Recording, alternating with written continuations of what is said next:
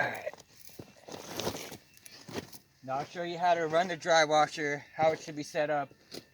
I'm just going to move my dry washer to the piles. It's easier that way.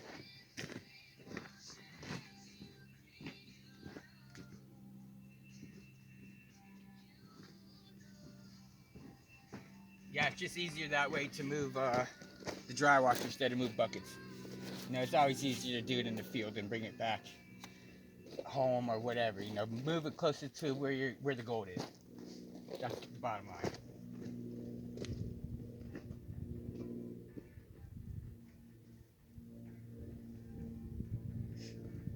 And I'll get it primed up and everything, and the riffle is primed up, and I'll show you how it should run.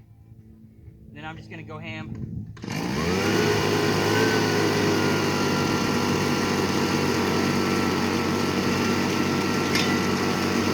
Now first you want to prime the riffles.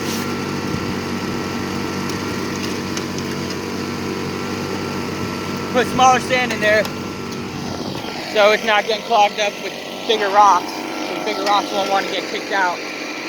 I see how it's leaning on one side? You don't want that.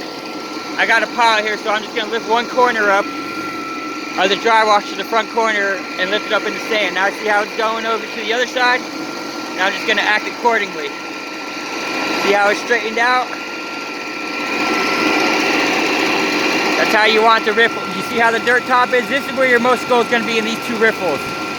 These two really. If they're getting farther down, you're running it too steep or too fast. See, the hot rocks are going all the way out. The hot rock was a hot rock, a heavy, and they spit it right on out. You know, it looks like it's running crooked, but it's not. I think it's just my frame. I only got one little clamp in there, so it's not it's crooked, but that don't matter. That's just the hopper. Now, another thing, I don't classify my dirt. That's stupid to do. If you classify your dirt, you're wasting your time. There's a classifier on top, right on the hopper. Okay? You don't need to do that.